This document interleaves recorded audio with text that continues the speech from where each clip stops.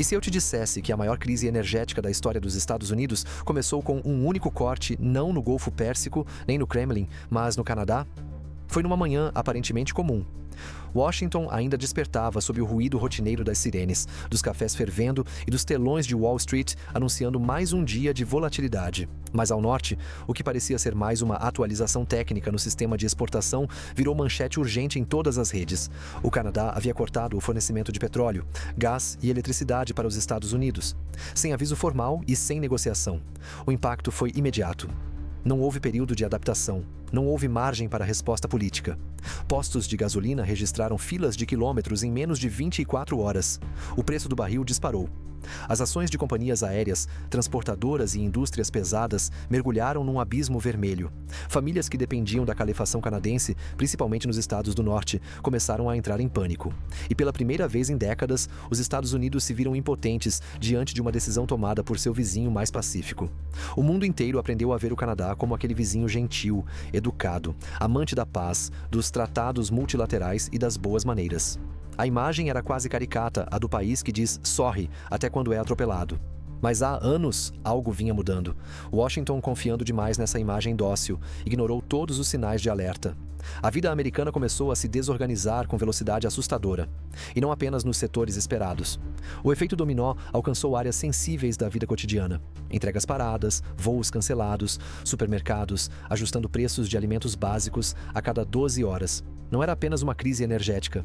Imagine viver em Detroit e descobrir que sua fábrica de autopeças vai demitir metade dos funcionários porque o fornecedor de energia teve que triplicar as tarifas. Ou estar em Chicago, no meio de um inverno implacável, e ouvir pela primeira vez na vida que o aquecedor da sua casa será limitado a horários de pico.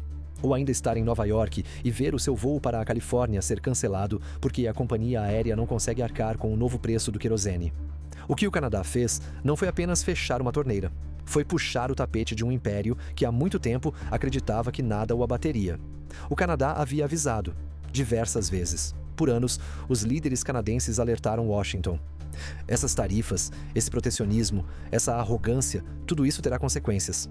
Mas a Casa Branca, dominada por um discurso agressivo e centrado em autoafirmação, ignorou.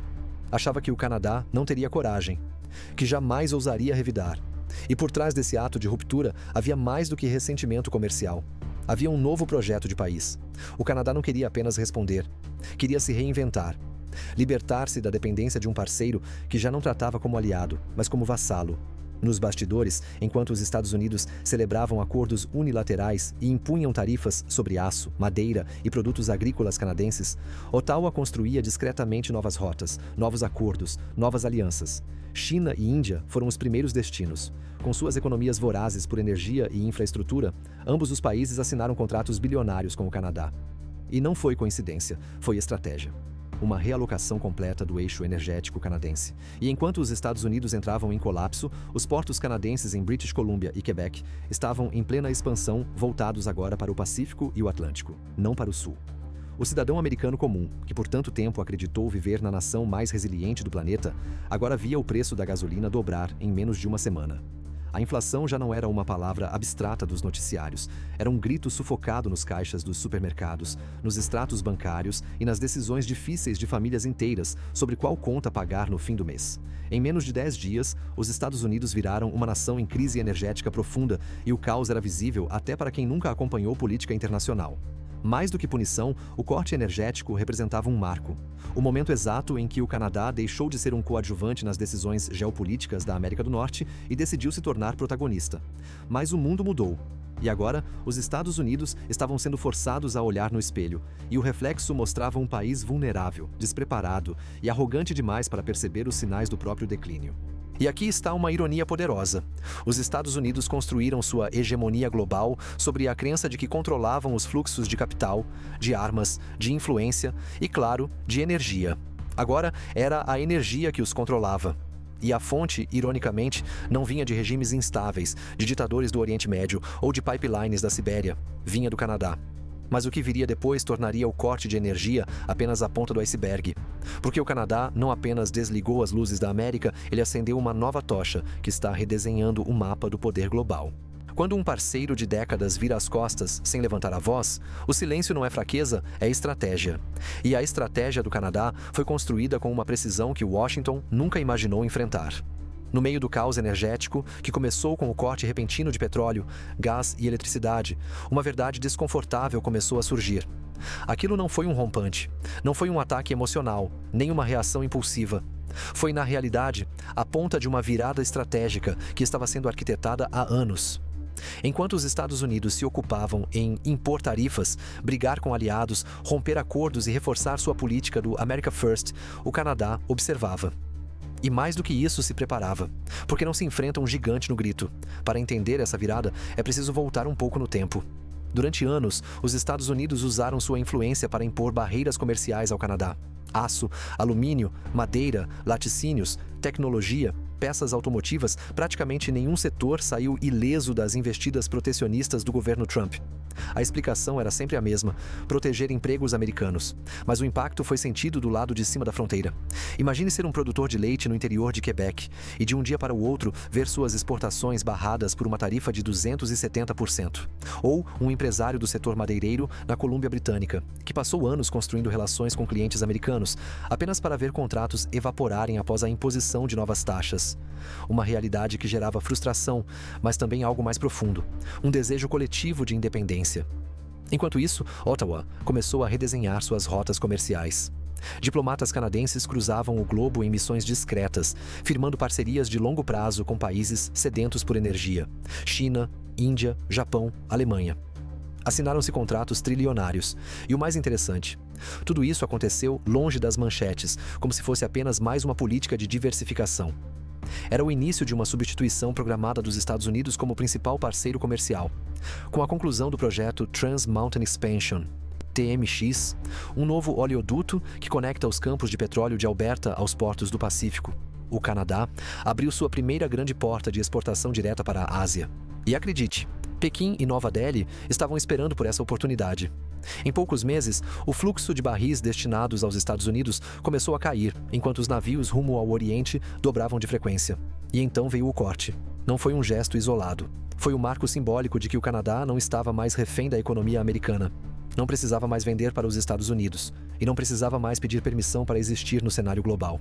O que parecia, no início, uma retaliação impulsiva, revelou-se uma jogada geopolítica milimetricamente pensada.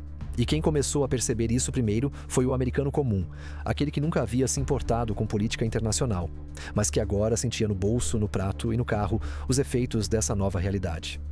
A gasolina em Nova Jersey chegou a $8 o galão. Em Minneapolis, supermercados racionaram carne e laticínios porque os transportes estavam paralisados. Em Kansas City, caminhoneiros protestaram bloqueando rodovias, exigindo subsídios diante dos custos altíssimos de diesel. E em cidades como Denver e Houston, pais e mães passaram a escolher entre pagar o aquecimento ou comprar material escolar para os filhos. Todas as famílias estavam pagando o preço de uma dependência que, até então, parecia segura demais para ser questionada. A Casa Branca entrou em modo de negação. Declarou que a crise era temporária. Acusou o Canadá de quebra de contrato. Tentou pressionar diplomaticamente, mas Ottawa não cedeu. Porque dessa vez não havia vulnerabilidade canadense a explorar. Com os contratos internacionais firmados, com os oleodutos operando a pleno vapor rumo a outros continentes e com o apoio unânime da população canadense, o país simplesmente não precisava mais da aprovação americana. Enquanto isso, na Europa, a movimentação era outra. Com a crise energética gerada pela guerra na Ucrânia, muitos países buscavam alternativas confiáveis ao gás russo. A resposta veio do Canadá. Alemanha, França, Itália, Polônia, todos começaram a negociar com Ottawa. O que os Estados Unidos perdiam, a Europa ganhava. O que se desenhava era uma mudança no eixo da energia global. Pela primeira vez, o Canadá decidia para quem vender, e os Estados Unidos não estavam mais no topo da lista. E o Canadá mostrou isso da forma mais clara e simbólica possível, fechando a válvula. A previsão era de uma frente fria severa atravessando os estados do Nordeste americano. Nada de novo, invernos rigorosos são parte da rotina em Nova York, Michigan e Minnesota. Mas este inverno seria diferente, porque desta vez não era apenas a temperatura externa que assustava. Era o colapso interno. O corte nas exportações canadenses transformou-se em uma bomba relógio social. Postos de gasolina em estados fronteiriços começaram a fechar. O diesel usado para manter as escolas aquecidas estava custando o dobro. E pela primeira vez em décadas, algumas regiões dos Estados Unidos consideraram implementar racionamento de energia. Os Estados Unidos, a maior economia do planeta, a nação que envia sondas para Marte pedindo que seus cidadãos evitem usar o micro-ondas no horário de pico? Em Rochester, Nova York, uma creche cancelou atividades por tempo indeterminado porque a conta de gás da instituição triplicou. Em Minneapolis, o prefeito alertou os moradores para usarem aquecedores elétricos apenas em horários de menor demanda. Em cidades menores do Wisconsin, comunidades inteiras organizaram rodízios de energia, não por decisão federal, mas por pura necessidade. Entregadores de comida abandonaram aplicativos porque não valia mais a pena trabalhar. Linhas aéreas regionais cancelaram mais de 2.000 voos em uma única semana. Em Chicago, uma das maiores redes de supermercados limitou o estoque de produtos frescos, priorizando alimentos congelados mais fáceis de armazenar com menos logística. E o mais simbólico, a maior montadora de caminhões da América suspendeu novas encomendas, alegando imprevisibilidade no custo operacional. A autoestima americana foi construída sobre a ideia de que aqui tudo funciona. A luz acende, o carro anda, a comida chega, o mercado entrega. De repente, nada disso era mais garantido. E quando as engrenagens da normalidade travam, o medo se instala.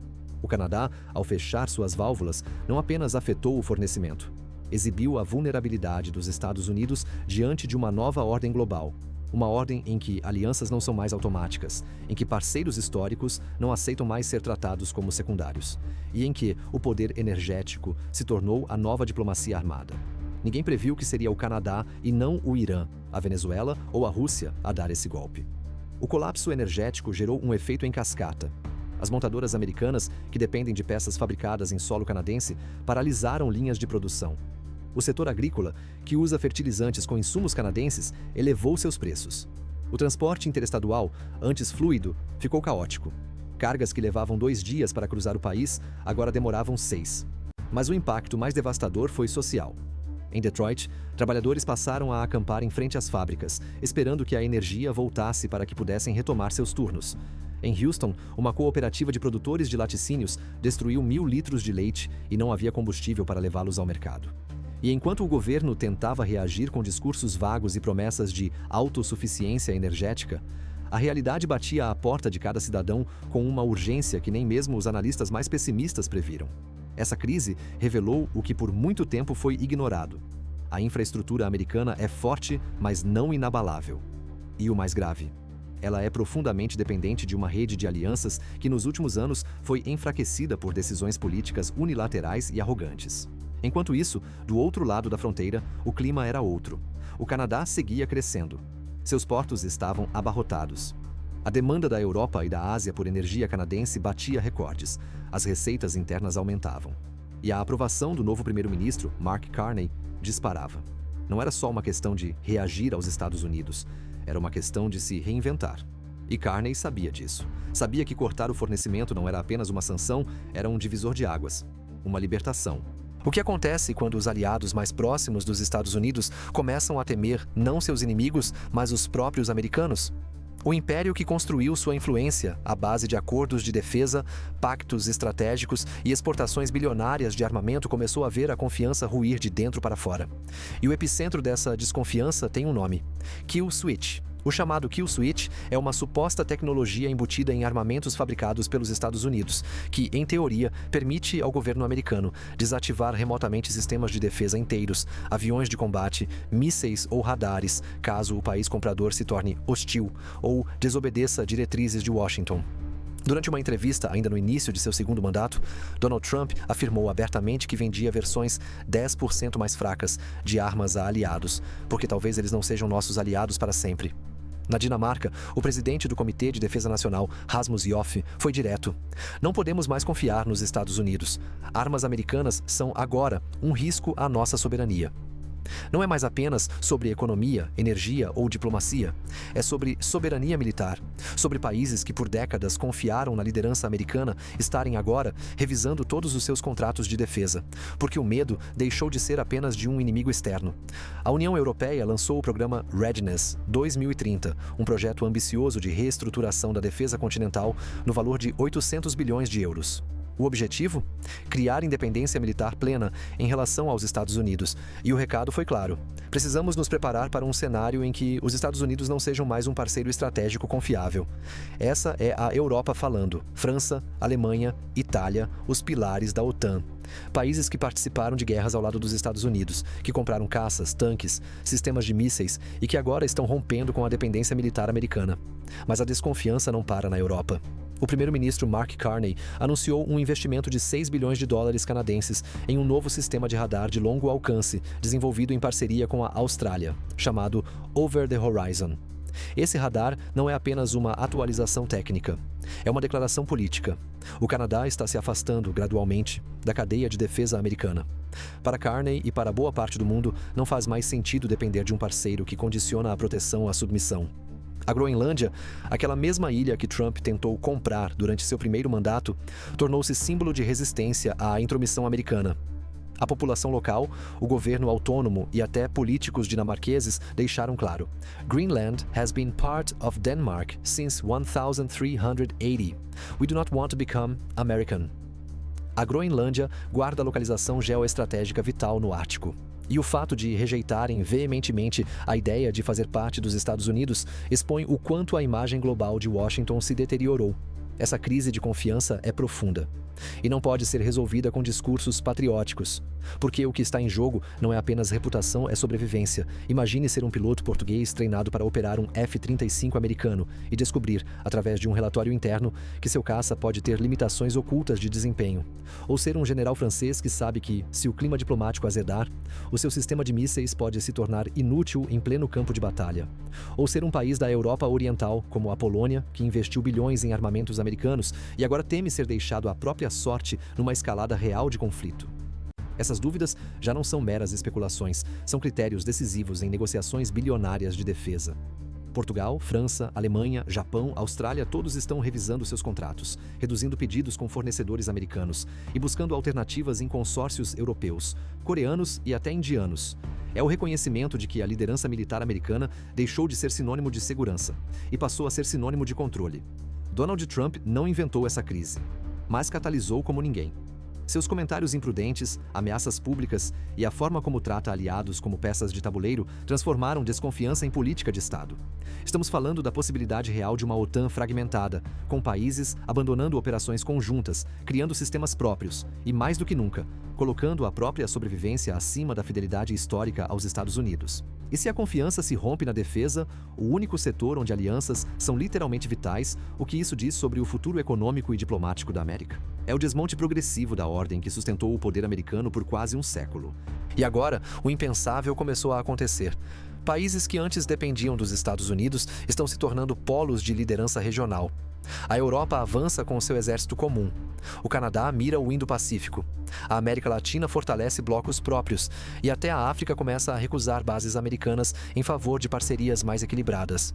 É o início de uma descentralização que, se acelerada, pode deixar os Estados Unidos mais isolados do que nunca.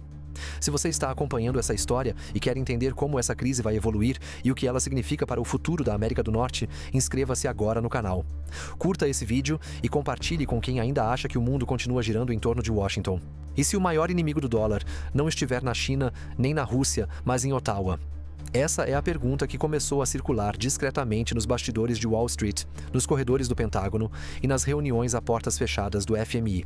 Porque enquanto os Estados Unidos se debatiam com uma crise energética sem precedentes, blackouts em estados-chave e o derretimento de sua influência militar entre os aliados, algo ainda mais perigoso estava sendo arquitetado longe dos radares, mas com precisão cirúrgica. Ao contrário de políticos tradicionais, Carney não é movido por carisma ou populismo, ele é um estrategista. Um arquiteto de sistemas. E o sistema que ele decidiu confrontar, talvez o mais sensível de todos, é o sistema que sustenta a hegemonia dos Estados Unidos há quase um século: a supremacia do dólar. Em 2019, durante o Jackson Hole Economic Symposium, um evento anual que reúne os maiores formuladores de política monetária do mundo, Mark Carney fez um discurso que, na época, pareceu ousado. Hoje, parece profético. Ele alertou que o mundo estava perigosamente dependente do dólar americano, que decisões tomadas pelo Federal Reserve, como taxas de juros, emissões de liquidez e controle inflacionário, afetavam diretamente todos os países do planeta, mesmo aqueles que não tinham voz nesse sistema. Carney propôs algo que, na época, precisamos de uma moeda digital soberana, global, coordenada por um consórcio de bancos centrais. Uma alternativa ao dólar. Uma estrutura que reduza a vulnerabilidade do mundo à política monetária de um único país. Naquele momento, Washington riu. Hoje, Washington está em alerta máximo, porque Carney, agora com poder político real, começou a implementar aquilo que antes era apenas tese. O plano é claro: usar o Canadá como laboratório para uma revolução financeira. Fortalecer o dólar canadense com lastros energéticos, consolidar acordos bilaterais fora da órbita americana e, principalmente, liderar a criação de uma moeda digital internacional que funcione como alternativa ao dólar em transações entre estados. E antes que alguém dissesse, isso é impossível, ele fez algo que deixou Wall Street em silêncio. Assinou memorandos com o Banco Central Europeu, o Banco Popular da China e o Reserve Bank da Índia para discutir o projeto. A China ofereceu tecnologia, a Europa ofereceu institucionalidade e a Índia escala de mercado. O que torna Carney tão perigoso para Washington é que ele não age com bravatas ou provocações públicas. Ele atua com diplomacia fria, técnica refinada e dados concretos. Enquanto Trump ameaça com tarifas de 25%, Carney responde com gráficos, contratos e acordos multilaterais. Enquanto Trump tenta manter aliados pelo medo, Carney os conquista com planejamento. E os números estão do lado dele. De acordo com dados do Banco Mundial, mais de 58% das reservas internacionais globais estão em dólares americanos. Mas esse número caiu. Em 2000, era mais de 71%. A erosão começou discretamente, mas agora acelera. Só em 2024, Brasil, Índia, Indonésia, Rússia e África do Sul anunciaram medidas para reduzir suas reservas em dólar e diversificar com moedas locais ou ouro. E o Canadá? Pela primeira vez, em 2025, reduziu em 14% suas reservas em dólar e converteu parte significativa em euro, iene e franco suíço. Carney sabe que não é possível destruir o dólar do dia para a noite, mas também sabe que não precisa. Basta fragilizá-lo o suficiente para que o mundo perca o medo de abandoná-lo. No mês passado, a Arábia Saudita, histórica aliada dos Estados Unidos no setor energético, assinou um contrato de fornecimento com o Canadá e a Índia que não será cotado em dólares. Será em rúpias e dólares canadenses. Washington, por sua vez, reage como sempre, com retaliações, mais tarifas, mais ameaças. Mas o problema é que agora os países têm alternativas. Eles têm Carney. A aprovação de Carney disparou para 67% em nível nacional, com destaque para sua liderança firme e visão estratégica. Enquanto os Estados Unidos vivem protestos, polarização e colapso institucional, o Canadá vive um raro momento de unidade.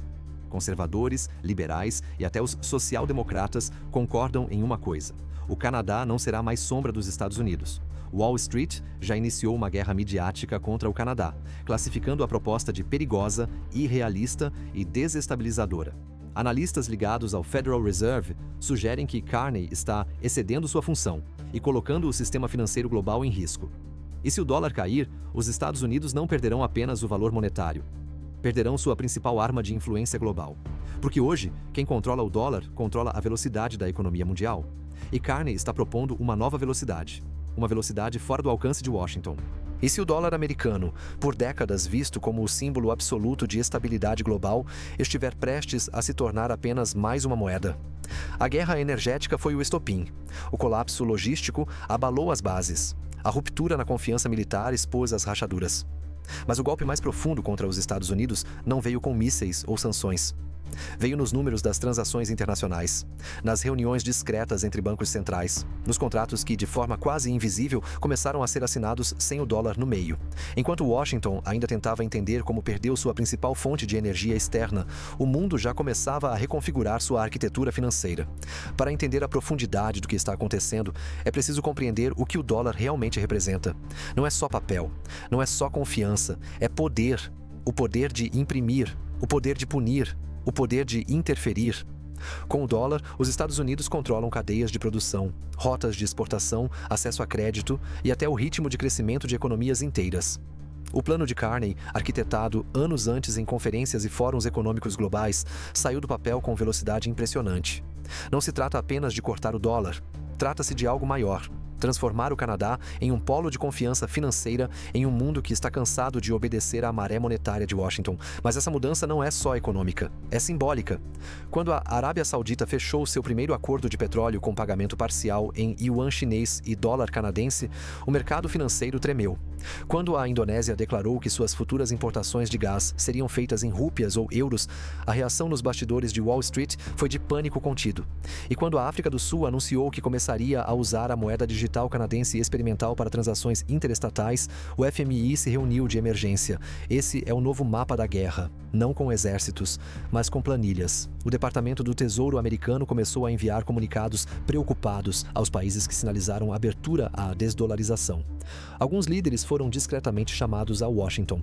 Outros sofreram revisões de rating de risco por agências de classificação ligadas a interesses americanos. Foram ameaçados com restrições a sistemas bancários baseados no SWIFT. Vários países, especialmente no sul global, perceberam que sua dependência absoluta do dólar os torna vulneráveis a qualquer decisão do Federal Reserve, a qualquer decreto presidencial americano, a qualquer crise bancária que ocorra em Manhattan. A confiança não desapareceu de uma vez, ela se desfez aos poucos, até não restar mais nada. Mas em 1995, mais de 80% de todas as transações internacionais eram dolarizadas. Em 2023, esse número já havia caído para 58%. E em 2025, pela primeira vez desde a Segunda Guerra Mundial, caiu para abaixo de 50%. A maioria das transações globais não envolve mais o dólar. No mesmo mês em que o Canadá iniciou seu projeto de moeda digital global, um consórcio liderado por Alemanha, Japão e Índia anunciou um sistema de compensação direta entre moedas locais sem precisar converter para dólar como intermediário. O mundo descobriu que, tecnologicamente, isso já era possível. Carney trouxe a coragem. O mundo precisa de um sistema financeiro internacional que reflita a realidade multipolar que já vivemos. Mark Carney, em discurso no Fórum Econômico de Kyoto, fevereiro de 2025. A Colômbia abandonou contratos de exportação agrícolas em dólar. A Nigéria anunciou que sua nova bolsa de energia será cotada em moeda regional. E até o México, historicamente dependente dos Estados Unidos, declarou que começaria a diversificar sua cesta cambial para reduzir sua exposição ao dólar em 30% até o fim do ano. Califórnia e Nova York, diante do colapso energético e da escassez de crédito externo, começaram a estudar a emissão de títulos estaduais com lastro parcial em moedas estrangeiras. Algo impensável há poucos anos. Os próprios estados americanos começaram a flertar com a ideia de sair, ainda que parcialmente, da dependência do dólar federal. Quando o centro não consegue mais sustentar a periferia, é porque o império começou a se desfazer por dentro.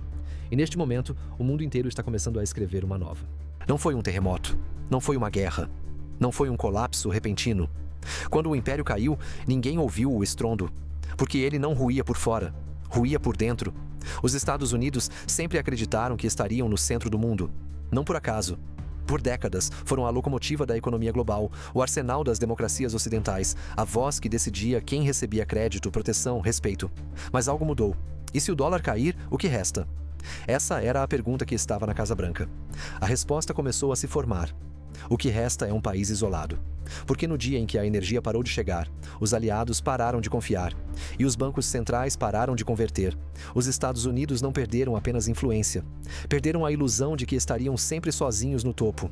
O mundo não acabou. Nenhuma bomba explodiu, mas um ciclo se encerrou. O dia em que o império ficou sozinho não teve bandeiras queimadas, nem revoluções populares. Teve silêncio e portas fechadas. Na Arábia Saudita, quando um contrato bilionário de petróleo foi assinado em yuan.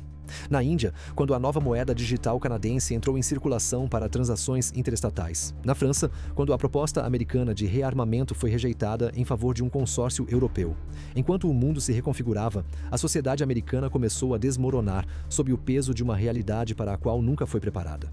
O americano médio, acostumado com gasolina barata, crédito farto, aquecimento constante e passaporte poderoso, viu tudo isso escorrer pelos dedos.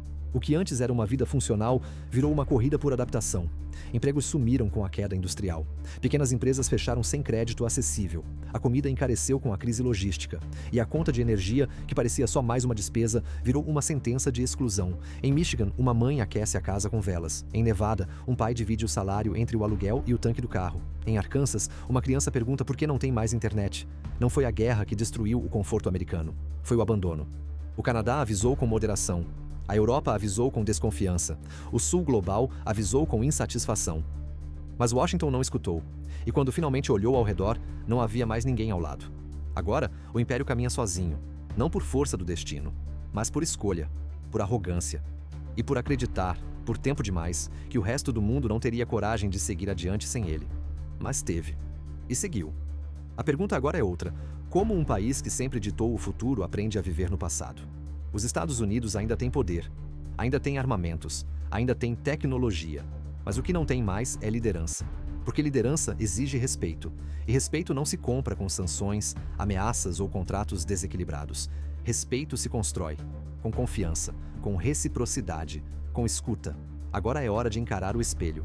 O império que se via como o farol do mundo precisa decidir se quer apagar de vez ou acender uma nova luz. Mas para reconstruir, os Estados Unidos precisam reaprender algo fundamental: que grandes potências não se medem pela capacidade de dominar, mas pela capacidade de conviver. Se você acompanhou essa série até aqui, você já sabe que não se trata apenas de política internacional. Trata-se da maneira como o mundo está mudando agora mesmo, diante dos nossos olhos. Por isso, se essa história te tocou, se inscreva agora no canal, curta o vídeo e deixe nos comentários sua opinião sincera. Você acredita que os Estados Unidos ainda podem reconquistar a confiança global? Ou o mundo está de fato entrando em uma nova era sem centro fixo de poder? Muito obrigado por acompanhar essa série até o fim. Nos vemos no próximo vídeo.